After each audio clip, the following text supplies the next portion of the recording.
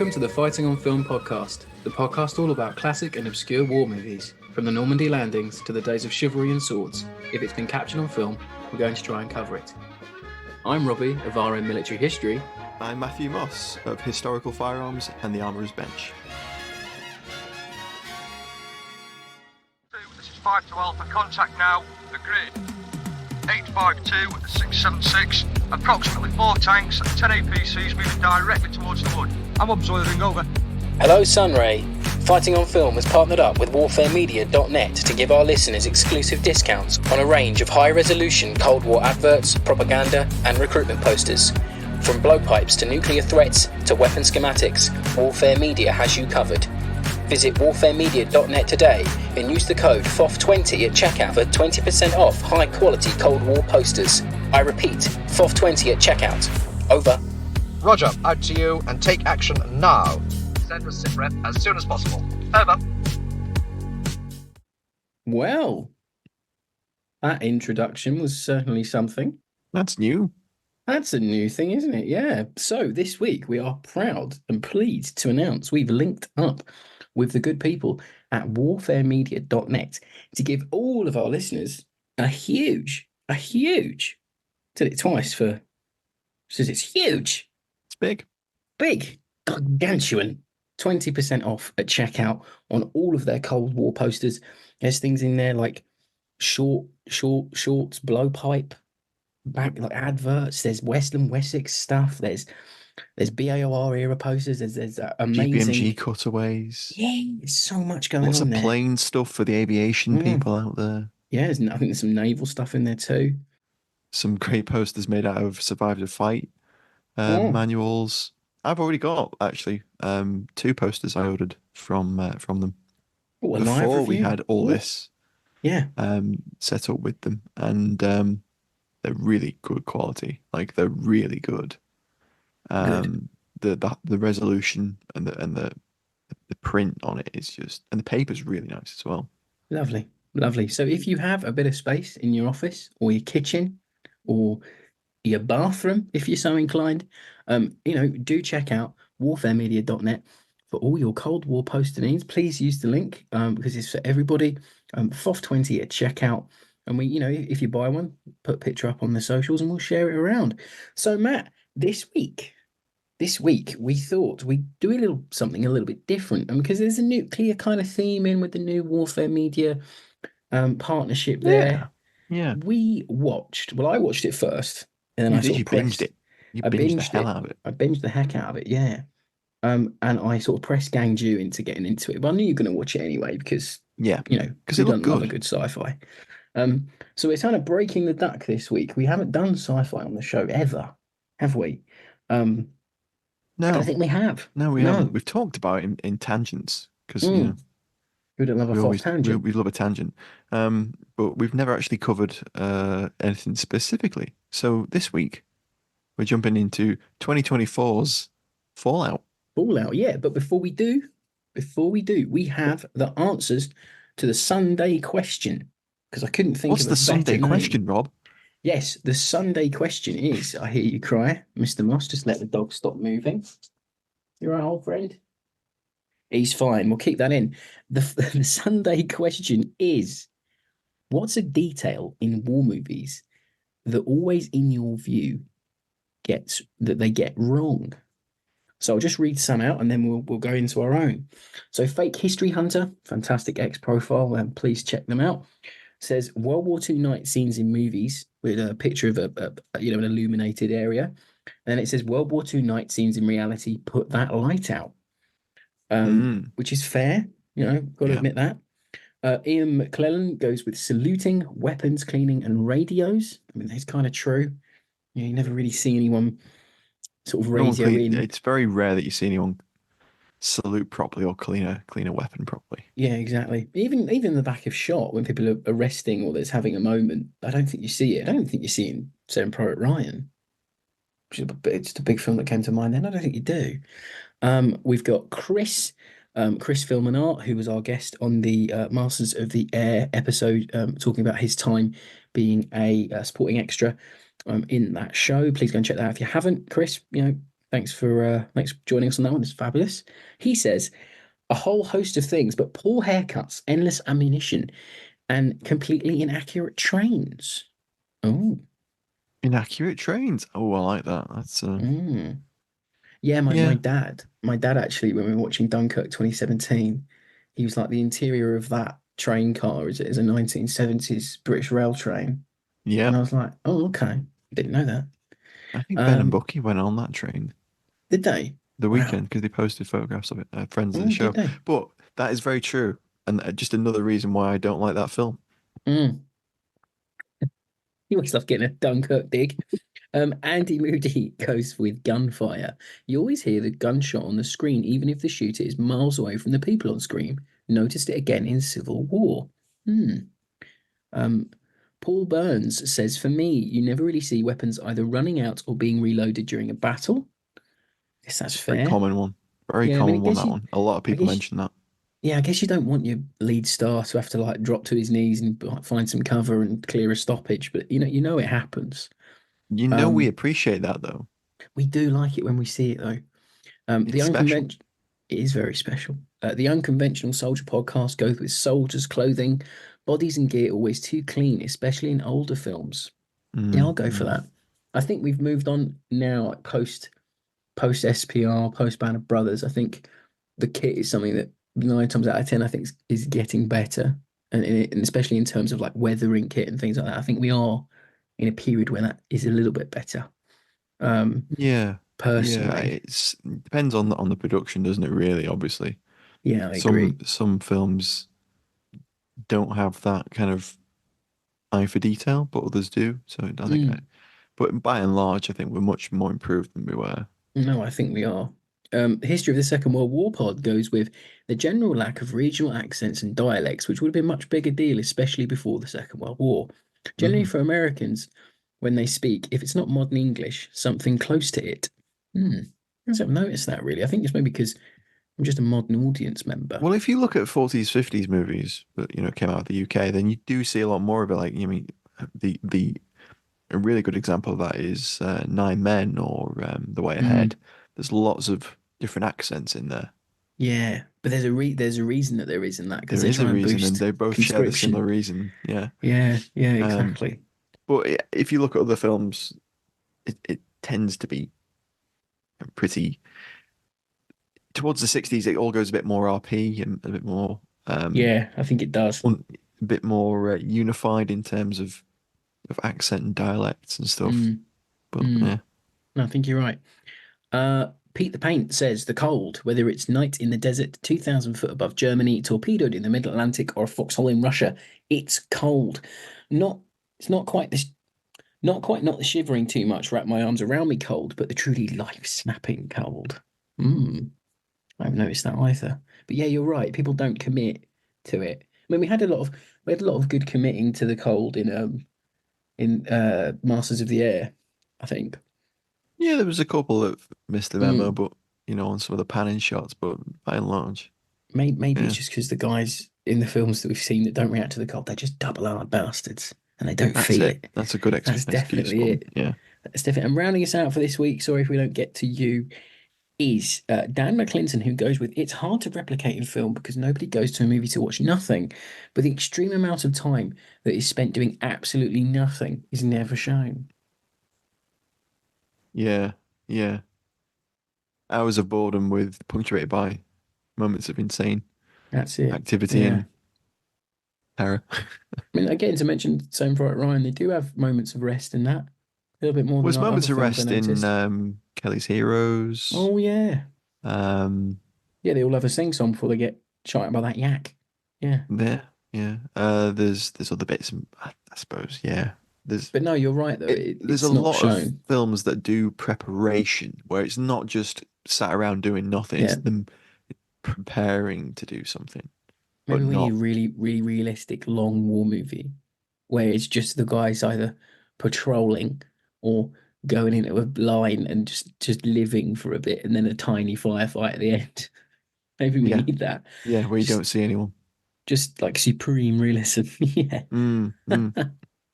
So, I mean, that was a Sunday question. Matt, did you have a thing that war movies gets wrong? that annoys you? I do. Grenades that go off like nuclear explosions.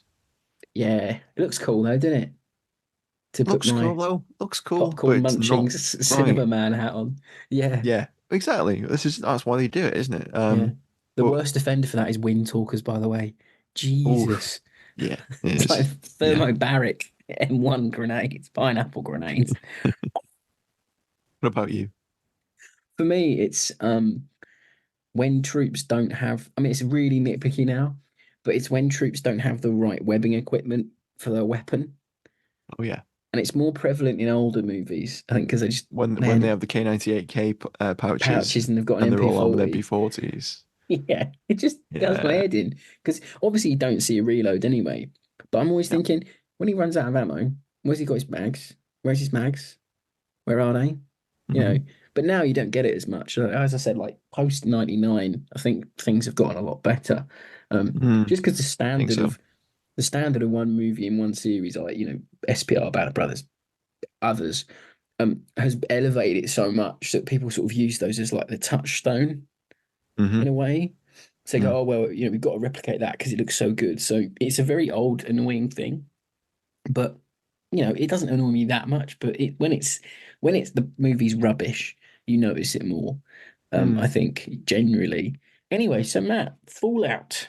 2024 Yeah. production, if you It's please. a little bit of a departure for us to do something like It this, I guess. is. But It's war it's related though, I in was my about to say opinion. this. I mean, the series catalyst is a nuclear war, and then there's some conflict between factions at the end as well. So it's definitely within our Yeah. wheelhouse. Oh, and before we jump off, we should say this isn't going to be a huge spoilery review, but we may I think inadvertently say we're not gonna spoilery things. cover the entire plot. We're gonna No, jump we're in and not. talk about scenes we enjoyed and nuances that we liked.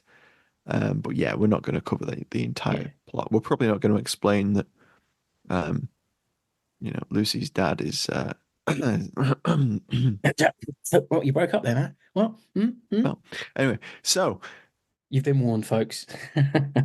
Amazon Studios project alongside MGM and Bethesda. Bethesda being the gaming house, production Company. house that is best associated with Fallout, although it's a bit more of a nuanced thing with there's other developers in there as well that have Well, it was worked on this. Interplay originally in the 90s, Mm. and then it became Bethesda, and then Obsidian Entertainment made New Vegas. But primarily now Bethesda own the IP. Mm-hmm. So reported budget is about $150 million. Huge.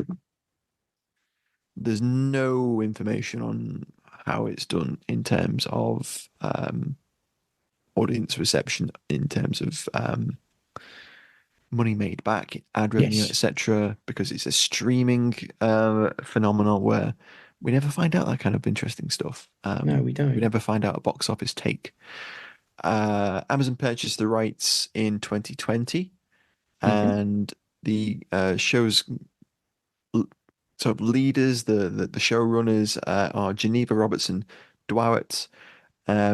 She's written screenplays for Captain Marvel, Tomb Raider, and she's got a couple of really interesting projects coming up, including Armistice.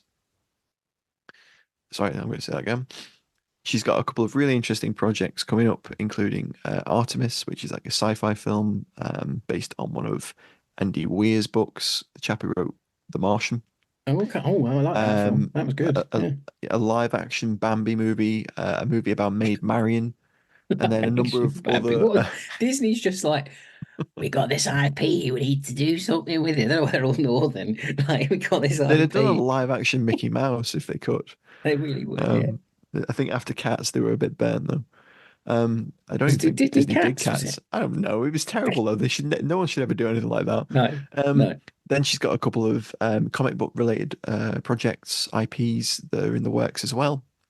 And the other showrunner that she worked in partnership with was Graham Wagner, who's best known for The Office, the US Office, Portlandia, Silicon Valley, and essentially each episode their billing swapped over. So Robertson Dwight and Wagner sort of swapped top billing on each episode, and they were the showrunners, but they also contributed scripts and executively produced, I believe, as well. So across the entire series, which is 8 episodes, perfect length, perfect.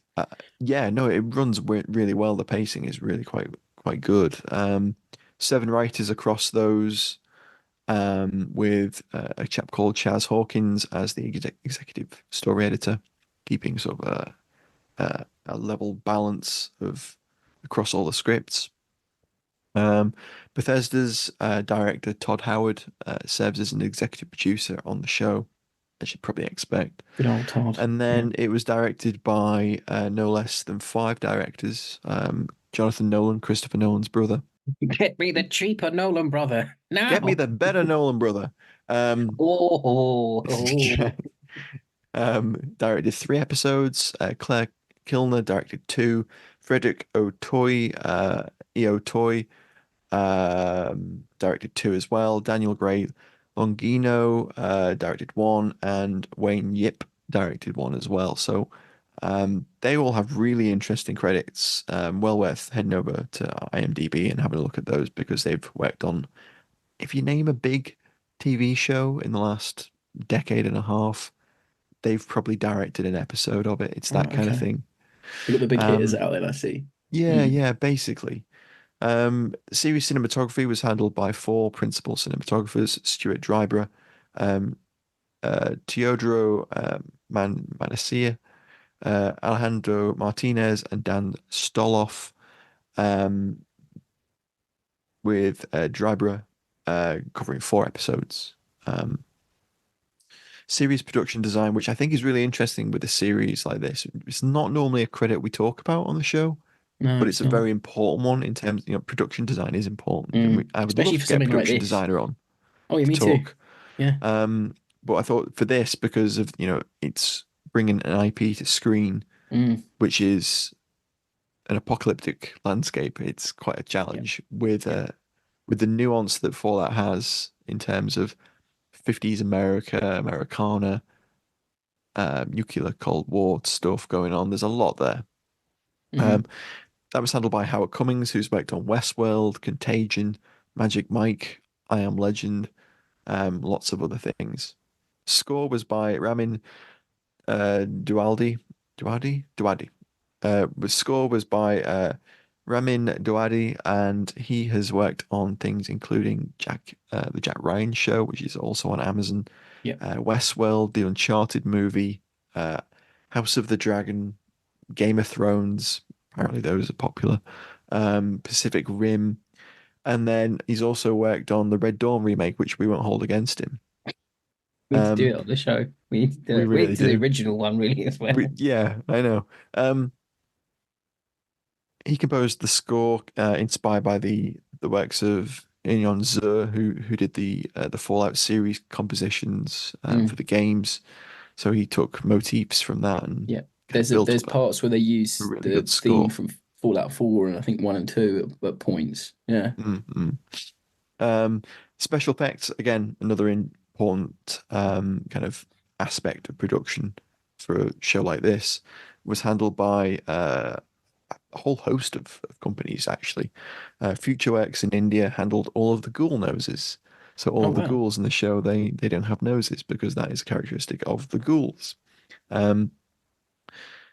Principally Walter Goggins' character. Yeah, for the uninitiated, Rob. For the uninitiated, a ghoul, I'm a big Fallout fan. So if the uninitiated, a ghoul is someone who's lived in like the world for so long and they become so irradiated that they look like a ghoul, like a zombie type thing. It's Fallout's version of zombies in a way, but some are fully compos mentis. They can talk. They have thoughts and emotions, and some are feral. Yeah. So as I'll explain later with the cast, Goggins' character is a ghoul. So yeah, there you go. I'll interject with little Fallout tidbits for anyone who's not played the games. But we must preface as well. We're letting Rob have one this week. Yeah, exactly. Letting Rob go off. We must preface that this series is great because you don't have to know the games at all to enjoy the series, and that's one of its greatest strengths. But yeah, Matt, please continue. Rise FX in Germany, they handle the Vertibird and Power Armor scenes, sequences. So good. Cinemotion in Bulgaria, they did a lot of the motion capture and virtual production stuff. And then finally, Legacy Effects, who, if you've seen anything recently, they've worked on stuff like Star Trek Discovery, Star Trek Strange New Worlds, The Mandalorian, Pacific Rim, The Expanse, Avengers movies, Jurassic World, The Revenant, Guardians of the Galaxy, some of the Star Wars series, and they're working on the new Alien movie as well. That's gonna be good. Hope it's good. Yeah. We need it to be good. And then finally, I just thought I'd mention some of the filming locations. I think one of the most striking locations they used was Coleman's Cop in Namibia, which they used the Namib Desert for those locations of the wasteland where. Well, that's what that is. It's a genuine desert. Yeah, oh, yeah. Wow. So it's an old mining sort of township, which has been kind of consumed by the desert sands, and it's turned into a bit of a ghost town. So you get all those great buildings where they're half full of sand, and yeah, oh wow, I didn't know they were real. I thought it was all fast. done on. Yeah, That's yeah. amazing. No, that wow. bit was all filmed in Namibia. Adds so much depth to that now. Wow. Yeah, it does, doesn't it? Then some of the other locations include Wendover Airfield in Utah, New York, New Jersey, and Las Vegas were all filming locations. Yeah, the less said about Vegas, the better. So, moving on to cast. Now, this show. Now, before I go into cast, sorry, I must say that I'm initially leaving out some characters, and I don't want this to be too spoilery. So, I will miss out some people. For those of you that haven't seen it yet. So Ella Purnell plays Lucy McLean, a vault dweller from Vault 31. She's our main character. She's essentially the player character in a way. So if you've played Fallout, you'll know that you usually start in like Fallout 3 and 4. Yeah, her character is very familiar if you've played those two. Even when she's introduced, she goes through the special system, which is like essentially how you choose your character's perks in the games. It's really well done how they bring that into the real world, actually. I'll keep saying that because I'll talk about it more. First mention of talking about it more in the show this week. I'll talk about it more later. So she's an English actress. She's an English actress. Best English actress, best known for her roles in 2017's Churchill. Ooh, less said about that one, the better. Ooh, it was the weird one where it was all Brendan Gleeson one. They can't do the one they can't do D-Day because of Gallipoli. Oh, that one, that I turned off. She was in Maleficent, UFO, Army of the Dead, Star Trek Prodigy, and the upcoming Army of the Dead sequel, Lost Vegas.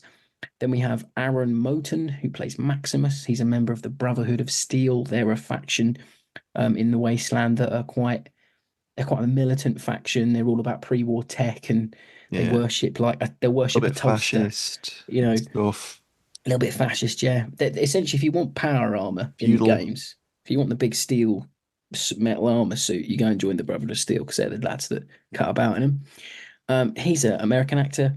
Started his career on the stage, but then he's moved into film and TV, and I'd argue that Fallout is probably his breakout and his biggest role to date. He's also appeared in films such as Father Stu, Emancipation, the Will Smith movie that came out last year, the year before, and on TV in Disjointed and the Fox series Next in 2020. Then we have Carl McLachlan, who plays Hank McLean. He's the overseer of Vault 31, and he's Lucy's father. He's best known for his role in the cult classics, Twin Peaks and the original Dune film. Me and Matt remember him fondly as playing the mayor of Portland in the IFC sketch show Portlandia. Funny enough, there's another Portlandia member in this, Fred Armisen.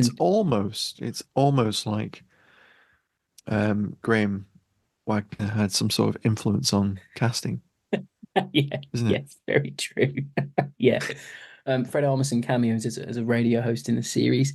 But Carl McLachlan, class act, really adds a lot of weight to this. Then we have Walton Goggins. Steve Carell for season 2, I think. That would be good. I'd like that, yeah. Then we have Walton Goggins as Cooper Howard and the Ghoul. Both the same person. Pre-war Hollywood actor turned gunslinging bounty hunter. He's best known for his roles in dramas and American comedies. He was in Justified. He was in Vice Principals. He's recently, I think he's still in it. I'm not too sure. I only watched the first season. The Righteous Gemstones. And he also appeared in TV series such as Sons of Anarchy, Invincible, and The Shield. I mean, his Walton Goggins is, I think, his greatest role to date. He's absolutely superb in this. More he's going to be in a whole lot more after this. Oh gosh, yeah. Please, Oscar run for Goggins. He needs it. He's so good. Proper unsung actor, I think. But he's probably underrated so much now that he's rated, because I think you can't be underrated for so long. But I think Fallout has turned people onto him. Anyway, then we have Moises Arias playing Norm MacLean. He's the son of Hank and the brother to Lucy in The Vault. He's a former Disney child star. He played Rico in Hannah Montana. It's the first and only time I'll ever mention that on the show. And he was in The Sanford Prison Experiment and Phineas and Ferb. Probably another time we only mentioned Phineas and Ferb. Okay. Actually, I think a goated show from back in the day. Then we have Johnny Pemberton as Thaddeus. He's a Brotherhood of Steel scribe, and he's kind of sort of the comic relief of this one, I think, more than anyone else. You usually got something funny going on with him. He's an actor and voice actor, primarily known for 21 Jump Street. He's behind Ant-Man. He was in the Weird Al Yankovic story biopic. And he's probably best known to audiences, maybe in America, maybe not over here, depends. For being Bo in Superstore, which I actually quite rated. Actually, it was a decent sitcom, I think. And did you watch? I've seen one of those. It's all right. Seen one of those, yeah. Yeah, it's all right. He tried to do Parks and Rec or The Office in a supermarket, in a Walmart, yeah, or Publix or whatever you want. I think it's like that supermarket, that trolley show we had over here. Do you remember that British one? Yeah, with Jane Horrocks. Yeah, it was on Sky. Yeah, it was insufferable. I got about 3 episodes in, and I was like, ooh, no, because I was working at Morrison's at the time, so I think it hit home. Yeah, if you've worked in retail, it's not a fun watch. It's torture. He's also been Johnny Pemberton's also been in the Midnight Gospel and Middlemorn Post, 2 American cartoons. And to quickly round out the cast this week, we have Fred Armisen, Matt Berry, and Chris Parnell, who cameo in the series. Matt Berry voices the Mr. Handy robots. They're the circular robots. They're sort of like handyman robot things. Fred Armisen has said the radio host, and Chris Parnell plays another overseer of another vault. So yeah, that's your cast. Very strong cast, I think. A good mixture of names and new faces. So I think it works. So our review this week, before we get into the one-word reviews, comes from Empire Magazine, and they say Fallout expands on the big ideas of the games, making it an adaptation worth watching, both for fans and those unfamiliar.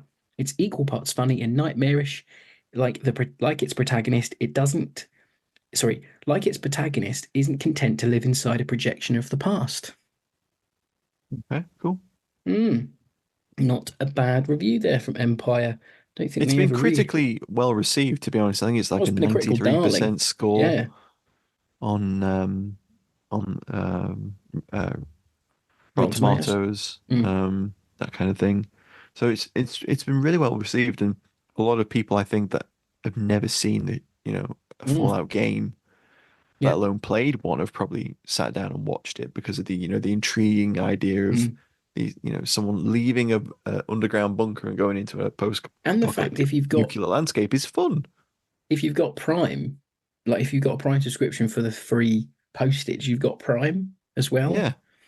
So I think it's probably one of the things that does well in Amazon's favor is that people have just got it by proxy. So everyone's talking about, I'll stick it on, And I think even Fallout 76 reported 1 million new players since the series dropped. And even the Fallout Shelter app game, has done well. That's a fun game. I used to play that back in the day.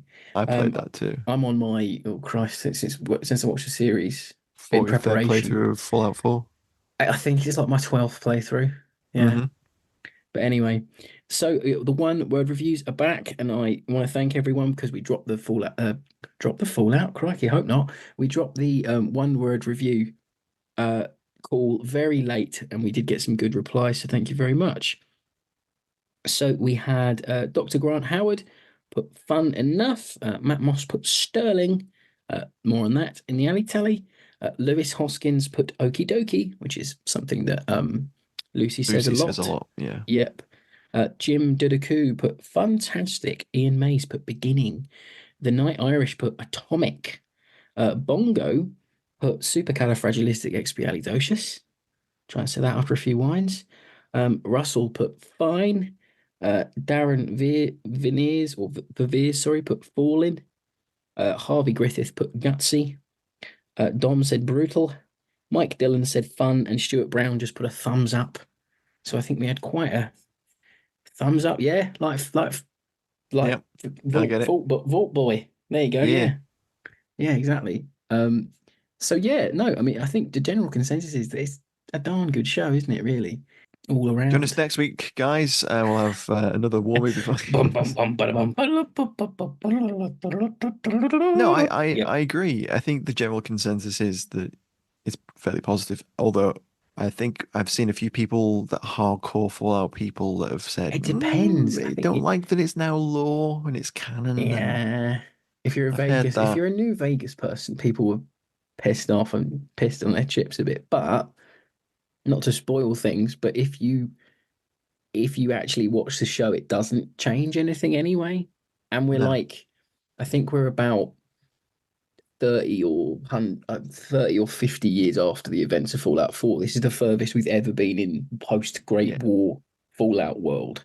So things are going to change because people want change. So I don't get why people are mad. But anyway, we might mention that later on or not. I don't know. Anyway, so into this week's Alley Tally.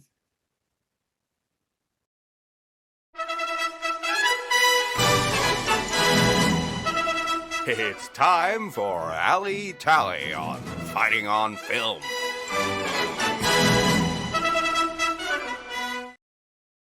Go on, Max. I think I know what your Alley Tally pick is going to be. It's got to be the Sterlings, hasn't it? It has to be. It's the most prominent featuring of a Sterling in anything for quite a long time. Yeah, just a nice surprise. There's a little montage at the beginning where you're introduced to some of the Vault Dwellers and Lucy, and one of the little scenes in there is her doing some target practice in the main hall. I'll let them off. They're both holding the gun wrong. You're doing it wrong. You're holding the Sterling wrong. Stop getting the Sterling wrong. Anyway, that we should have mentioned that in the Sunday question, shouldn't I? People holding guns wrong. Sterling armaments are going insane. Whoever's left of them. I wonder if he knows that the former director is still around. He must know by now, surely. Hopefully someone's mentioned Someone's got whispered in his ear like Hal Hydra. Sterlings have been in Fallout series. And he's like, good. It's a Fallout. Get the band back together. We might get some orders. So that was a really cool thing to see included. Yeah, it was great. It's a bit of a Fallout Vault-Techy type gun. It's unusual looking.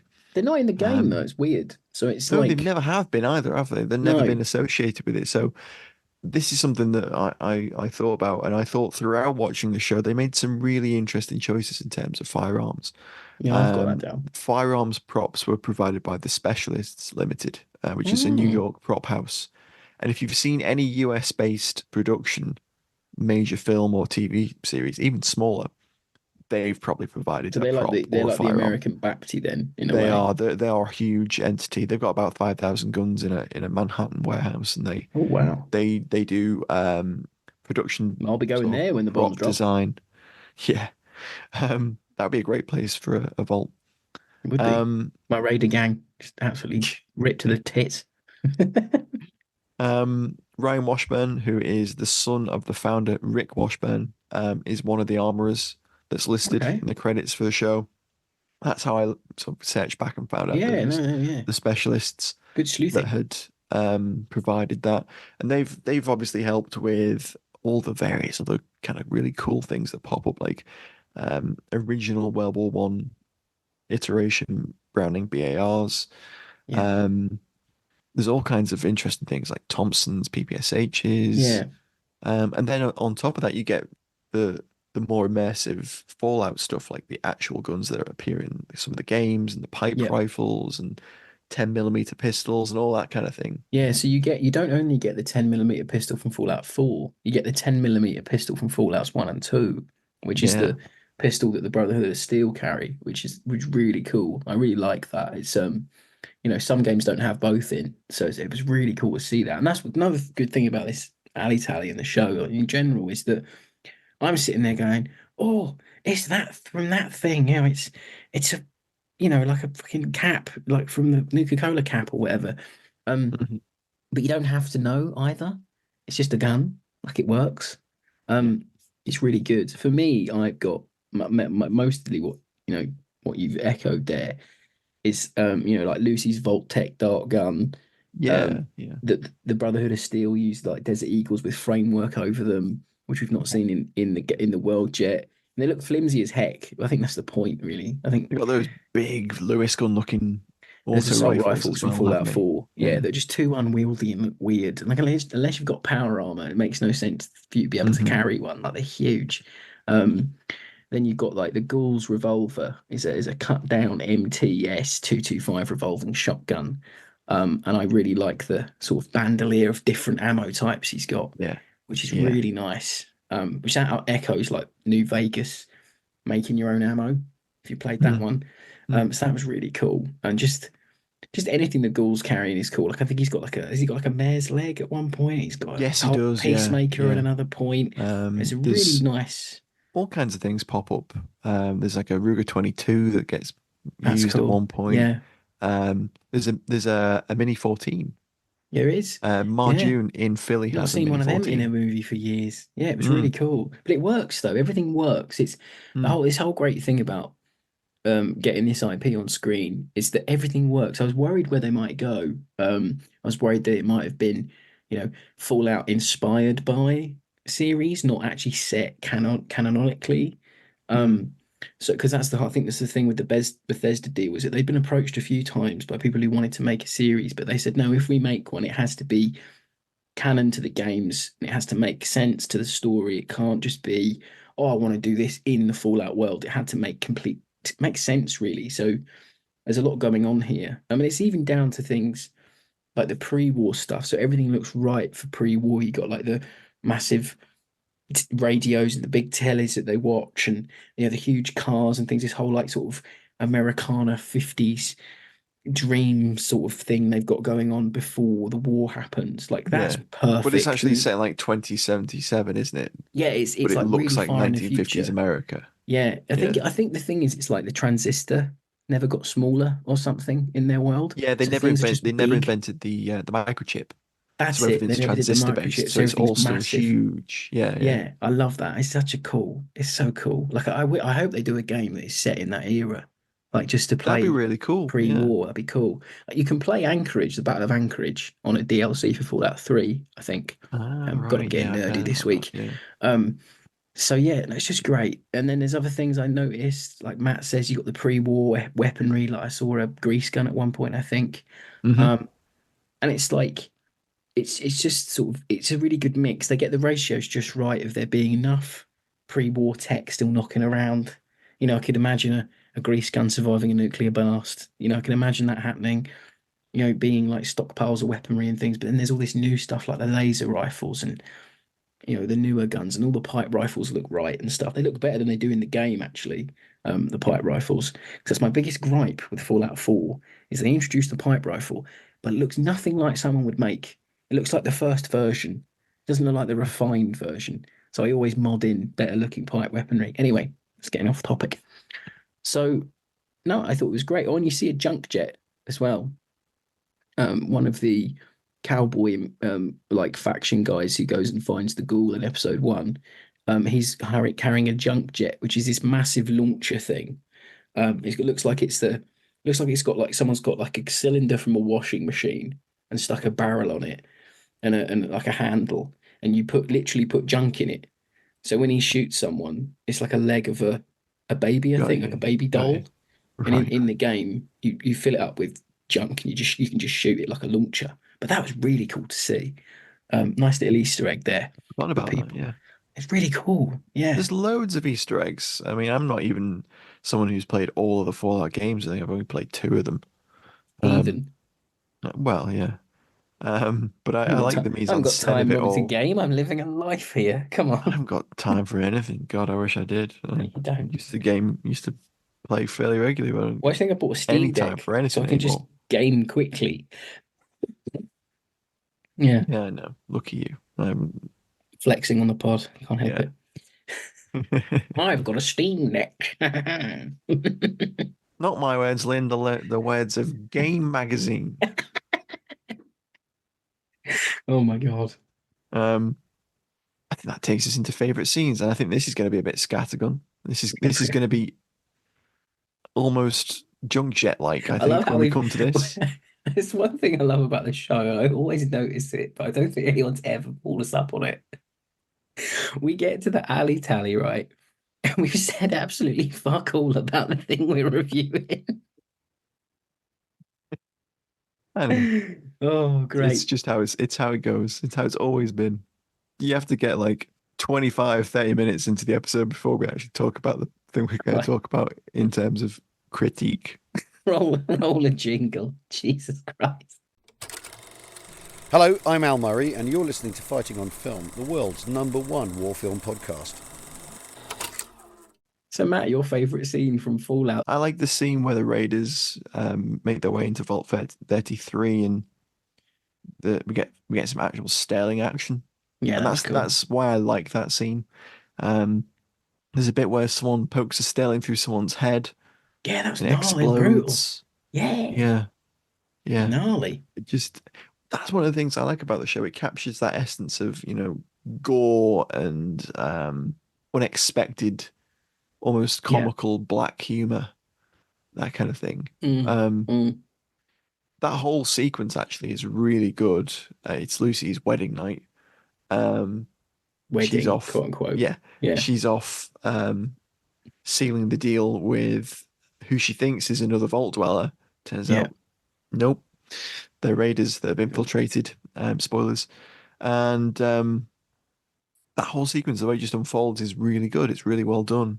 It's great. Another one that stands out for me is I know people have criticized it because it is not particularly accurate for what a nuclear attack on a city would look like, but I liked the build up to the sequence where the bombs actually dropped.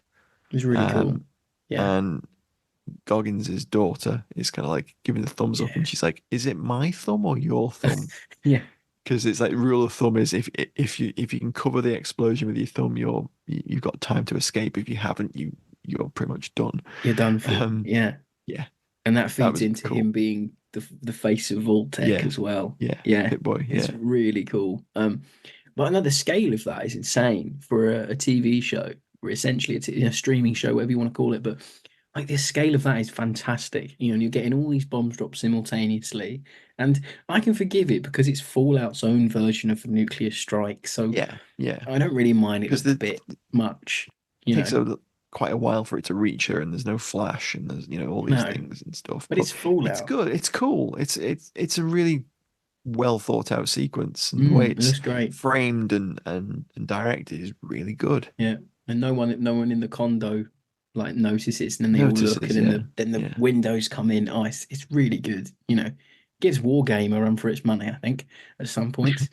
No, it's such a great sequence, and that whole sort of uneasy sequence at the start where we know as the viewers, or if you might not know, but we know as the viewers something's going to come, something's going to happen. We don't know when, but it's coming. And I think that's always the thing about like nuclear war media related things, is that you know the destructive power, and of course everyone else in that scene does, but as a viewer you're like, oh god, when's it going to come? It's quite suspenseful in its own way. That whole sequence is really great. Yeah. What about you? What's your favorite?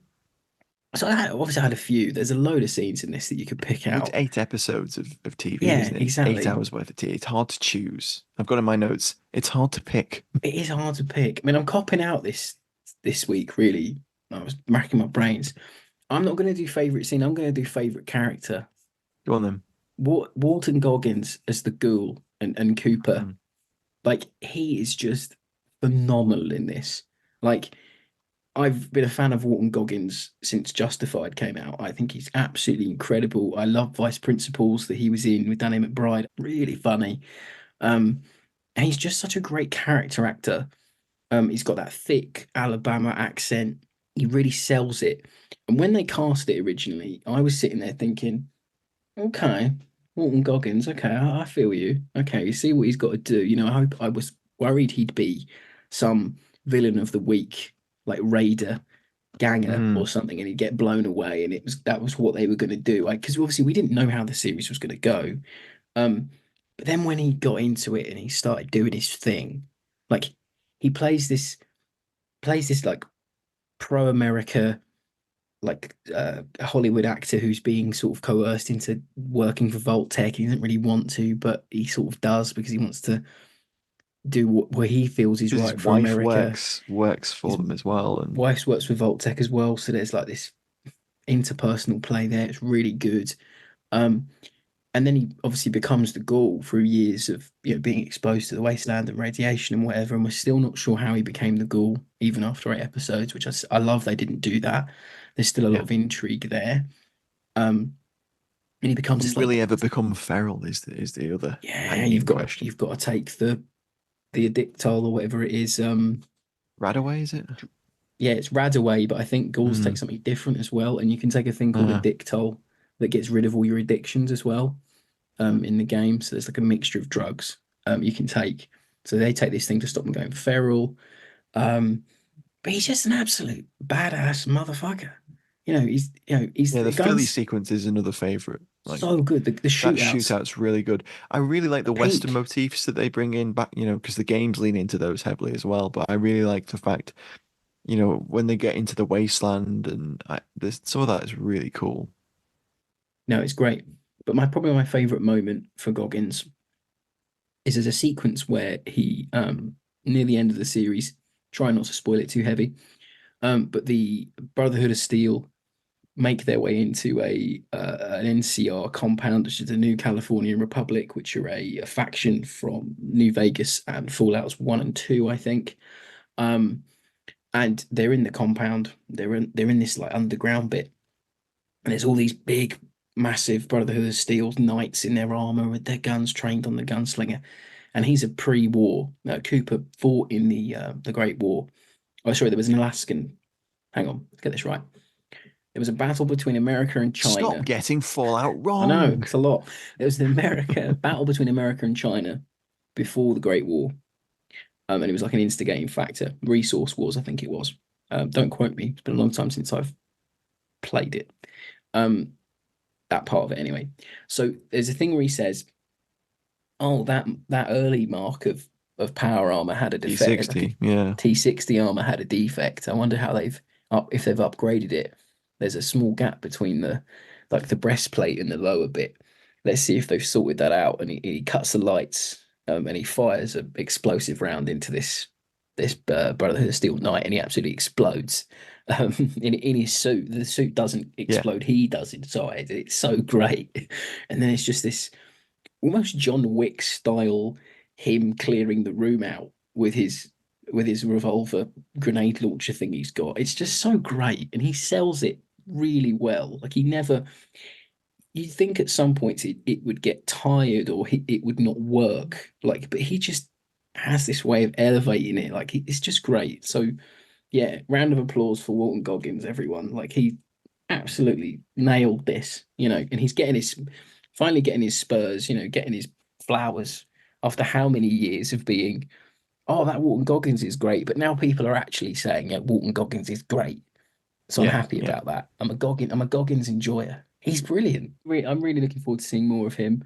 And then you've got all these scenes where they build the world up as well. So you have pre-war stuff with Goggins working for Cooper, working for Vault-Tec. Turns out he's actually the inspiration for Vault Boy. So there's finally some lore there, which makes complete sense. There's even more deeper lore stuff later on that I don't want to spoil because it is monumental for the Fallout world. Really game changing for the whole series. It puts everything into perspective in a way. The more you learn about the vaults and the more you learn about why things are the way they are, it's just really great. Spoilers, the military-industrial complex is bad. Yes, they are. Yeah. It's Lockheed Martin on steroids in the Fallout world. It really, really is. Other military defense contractors are available. Sorry, Ryan Mattel. Sorry, BAE Systems. Let's not get us sued. No, we love all of our military industrial complex suppliers as much as the next man. We've still got sponsorship slots available. We do. No, we don't. No, from Lockheed Martin. Oh, I'll shield for Lockheed if anyone else. No one else will. Anyway, no one else will.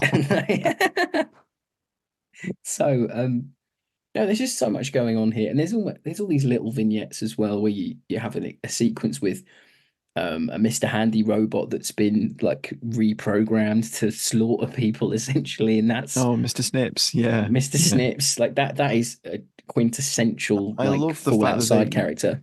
They introduced Mr. Handy, the robot, with Matt Berry's voice, and it's beautiful. It's perfect. He is perfect for that. It works.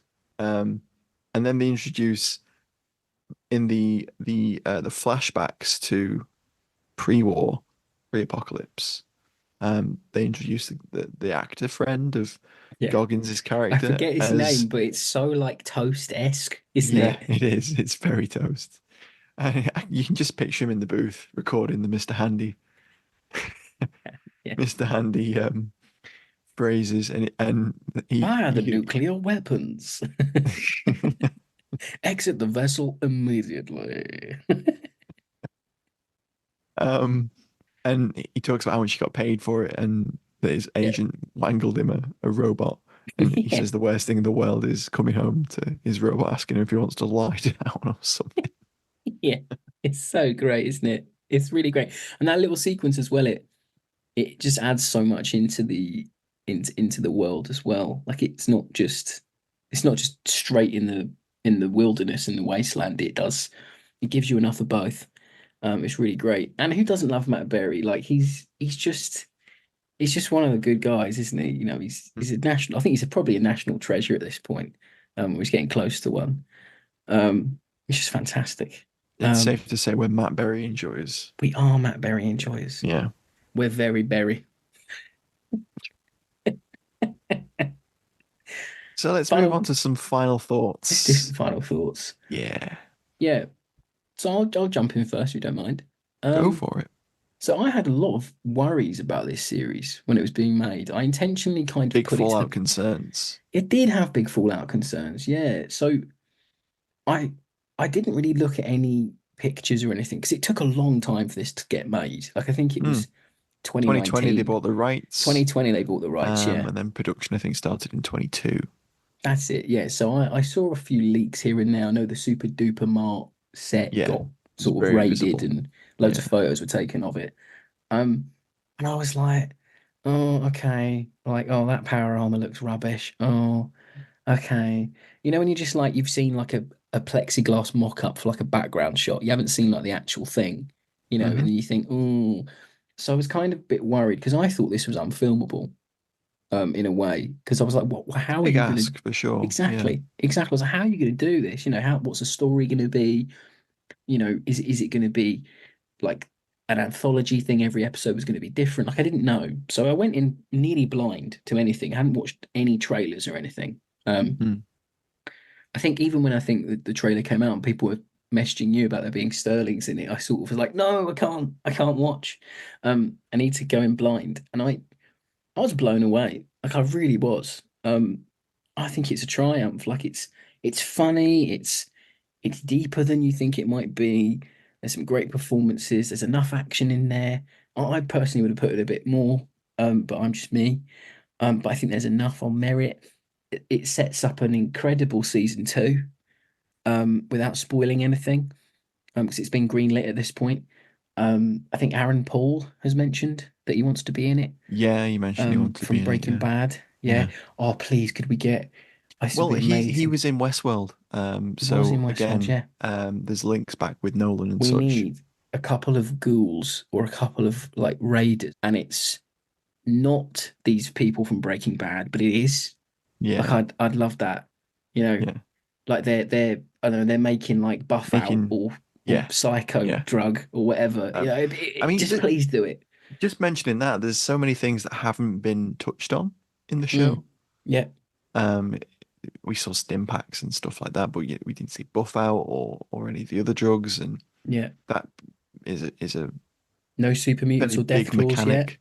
Yet. Yeah, nothing like that. There was hints at super mutants, wasn't there? But not the super mutants that move. There's kind of like that kind of stuff. Yeah, and there was a hint at a death claw once. Yeah. But not seen. But I'm looking forward to seeing that when they do that. And there's plenty of factions from the games that haven't even been touched on. There's loads. You know, and is it going to be even more in season 2 if they go down the route they're going down? Or who knows at this point? Because no spoiler alert, but we don't know what happens in this certain place that's going to be season 2. So I'm really looking forward to where they go with it. As you probably gathered, I had not really been fully immersed as Rob has in the Fallout world, and I played the games a little bit. And I'd never played Fallout 4, for instance, or any of the recent stuff. Sean, I enjoyed it. I really did. I thought it was very enjoyable TV. It was well paced, well directed. It captures the essence of the game, I think. From my exposure to the game itself, it gets the gore and the uneasiness and the slightly surreal combined with recognizable elements from culture of the 50s and stuff like that. It captures the post-apocalyptic world with really quite impressive scale. I wasn't expecting the scale that we got. That's what I was worried about, whether they'd get the scale. Yeah, and they do. They really do. They do. Yeah, they do. And I think it worked really well. The cast is really good. It's immersive world building. But I agree. I would have had a little bit more action, perhaps having Lucy encounter some more just random people in the world. They didn't do enough with the raiders for me. I would have preferred like another raider encounter or something. Like the encounter on the bridge. With the cannibals. With the two cannibals.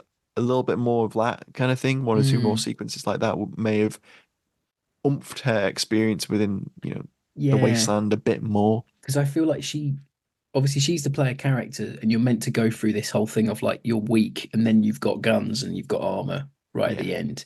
But I was doing that thing where I was like, "There's Radaway there, pick that up. There's Wonder Glue there, pick it up." Yeah. You're meant to be a waste scavenger, wasty lander person now. Like you're not meant to be in the vault. But I guess it depends on what vault you come from, how you're going to react to the outside world. So it made sense for her. But sometimes I was like, can we be doing Fallouty things a bit more, please? Like, yeah, that's fair. Take that gun from that character, take that piece of leather armor off that person you've just killed. Like it might have added a bit more. But then I know why she doesn't, and there would have been maybe too much of it. But it might have been funny of her having like like an aerial shot or something, like a panning shot right at the end where she's like taking something off somebody. Just a little bit. Just give me a little something. Just give me something, Emerson. I'm here. I'm feeding off the Fallout tea. Just give me a little bit more. That's why I just liked it, and I just wanted more. And that's always a good sign, isn't it? If you want more of something. Yeah, no, it is. It is, and it's accessible to people that aren't familiar with the games, and the writing, I think, by and large, captures the game's dark humor really well. It does. And the horror aspects of those games. It doesn't lean into it. And like too much either. Doesn't put you off it either. No. I think that the episode where they're in Vault 4 perhaps gives a fair amount of that kind of horror vibe, where that and the when her brothers explore in Vault 32, that's sorry. Cool. 32, well. Yeah, that's really cool. I think it's probably by and large one of the more successful TV adaptations of a game IP. Well, I think it's probably the best video game adaptation there's been, because that's fair. That's fair. The landing, it respects what it's being built off. And I'm kind of glad it wasn't a film. I'm not either. Film wouldn't have worked, I don't think. Yeah, I agree. That's what I'm saying. I'm glad it wasn't a film. Oh, sorry. Yeah. Because I think a film would have gotten lost. I think it wouldn't have had the time to breathe or the I don't know, the space that streaming gives. It's one of the positives, one of the few positives Yeah, of, we've been of bashing streaming, I think. streaming a lot, actually, to be fair, lately. But when they hit, I guess. Yeah. But no, it's power to a big company like Amazon, obviously, that can throw money willy-nilly about. They don't have to worry about production costs at this point. None of the big streamers do really, because even if it's a loss, who knows? And I'm pleased to say that my £7.99 per month contributed to this masterpiece of a piece of television. The amount of random crap. I'm not actually going to call it a masterpiece, and that's just hyperbole. But the amount of random crap we bought over the years, we finally got something back. I feel like Bezos. I did anyway. Yeah. I'm going to drop the best, damnedest video game adaptation of the 21st they all hate century. Me now, but they're going to love me in a couple of years. Yeah. Ignore the tax thing. Watch Fallout. Don't investigate my taxes, please. Why is Bezos in my head some sort of prospector from the 1800s? I don't know. You'd think a prospector would treat his staff better. Free postage, but don't you dare unionize. I'm trying to make the best game adaptation onto TV imaginable. Forget those unions. Look at that power armor. That looks pretty cool, huh? Do you like Fallout? Well, you do you like now. the game Fallout? Well, you're gonna love this. You gotta put my boxes on the vans. I gotta pay for season 2. Come on. Jesus. No more bathroom breaks. We've got season 2 to pay for. God, yeah, Jesus Christ. Yeah. But no, it's exactly. All joking aside, it's a very strong season. You can enjoy it whether you're a fan or not, and that's something I think they get down really well. For this not to only just be for fans, because I think that can be quite sort of restrictive. Kind of how like Star Trek mentioned, but kind of how like some of these new Trekkie seasons aren't as enriching if you're not already clued up. Mm-hmm. But now something like this, you can come in blind, learn enough, and still have stakes for season 2. I agree. It's quite impressive actually that they've managed to accomplish that. No, it really, really is. And I put in my notes, we said about Amazon and that, but I said, if you've got a Prime subscription, you're already paying for it. You can watch it. And if not, I would say, I don't say this very often because I don't think anywhere there's much point of having streaming services, really, because I think they're kind of chokeholdy on the properties they have. But this is one of the few seasons where I would go, if you don't have a Prime subscription, I think this is probably worth getting the free trial at least. But I think we've wrestled that back quite nicely. We might actually get an Amazon screener for other things. We might actually. Well, they let us join their press thing lately, so they mustn't be doing something wrong. After that rampant Bezos bashing that we just did. Let us know when Ungentlemanly Warfare is coming out, please. If you're listening, Amazon rep, please let us all know. Anyway. No, I think that's a glowing review of Fallout. We don't gush as much usually. I think since we've come back, we've gushed quite a bit 'cause we love Civil War. We were relatively nice to Masters of the Air. And then we've been really lovely about Fallout 4. Maybe next week we'll have to do something completely off the wall. Something we really fucking hate. Yeah, we just pick one of those asylum films and absolutely trash it. Oh yeah. No. Has Neil Breen done a war movie? Not yet. Oh my God, could you imagine? That'd be amazing. Oh, wow. So I think next week we're finally going to do our Last Stand special. So keep an eye out on the social media, fineonfilm.com and fineonfilm on X. We'll probably throw it up on the Facebook page as well, but we want to hear from you about what your favorite Last Stand films are as well. We're going to discuss some of ours because it's a favorite for us from the genre.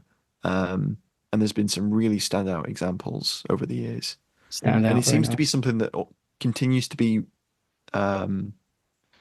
visited in the genre, from the very beginnings of it to right through to, present day. To now.